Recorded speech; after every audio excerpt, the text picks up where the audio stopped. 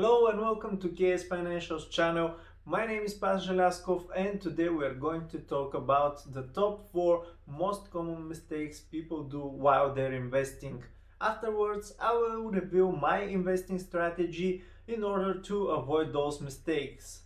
Before we continue with the video, you must remember that this is not a financial advice and I am not a financial advisor. We start investing with the idea of making money. However, the reality is that most of the new investors are losing money. Unfortunately, making money on the stock market is not that easy as it seems. And the faster you want to make money, the harder it is. And now, as it's promised, here are the top 4 common mistakes beginners make. The number 1 mistake that we are going to talk about is called FOMO, which is abbreviation for fear of missing out. This is when certain stock is skyrocketing and everybody's talking about it and you think that it would make you a lot of money. And the price rises day after day after day after day. 3 hours later. After day after day after day, and nothing can stop it. Then you finally decide to invest in it. You think that you made good decision, however, on the next day the price is lower and the day after the price is even lower. Then you start to panic and don't know what to do.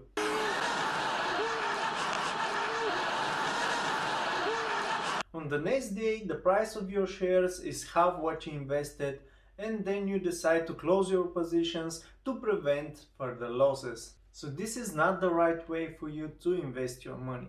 Never listen to the crowd. Do your own research and remember, the best time to buy stock is when it's in a sell-off, not in a bull run. That way you buy more shares for the amount you invest and you can earn more money. And if something goes wrong and the price drops, there is a smaller room for losses. And as conclusion for mistake number 1, no FOMO.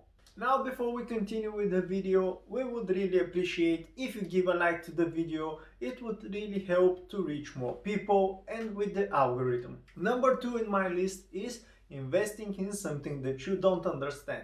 As I told you in the beginning, you must do your own research. When someone tells you to invest in a certain company because it's going to go up, it's not enough. Even if it's the man itself, Warren Buffett, you still need to do your own research for that. When you have done a research, you will know how financially stable the company is and you will know its vision for the future. So if something happens with the economy tomorrow, like the last year happened with the pandemic, you will know that the company is strong enough to survive it and it will continue to grow. While when you buy shares of a company because somebody told you to do so, you will most probably start panicking when you see the price dropping and you will panic sell your shares to protect your money. Okay, it's $500, you have no choice of carrier, the battery can't hold a charge, and the reception isn't very— Shut up and take my money! Here is a simple trick that you can use. Take a look at your surroundings. What electronics, clothes, and foods you use.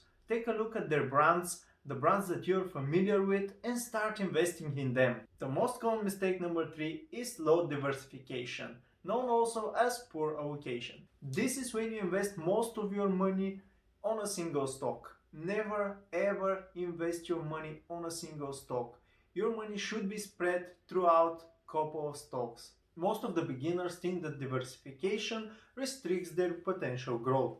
But the pandemic showed us that diversification can save you a lot of money and many sleepless nights, especially if you are heavy invested in sectors like oil, which took the hardest hit. To be more protected, my rule is to never have invested more than 10% in a single company and no more than 25% invested in one sector. This way my portfolio is less volatile. So if something bad happens with a company that I have invested in or with a whole sector, I will not lose that much money. The last mistake in our list is market prediction.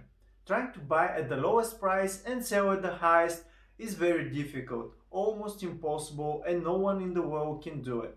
But of course, every new investor is trying to do it. And to be completely honest, I try to do it as well.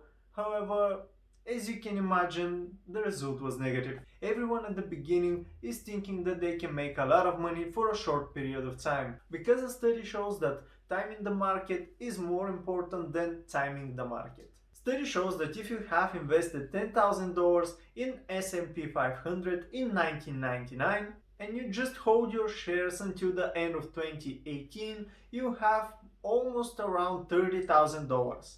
But if you have missed the best 10 days of the market, you'll probably have only around $15,000, which is half of what you would have if you stayed invested all the time.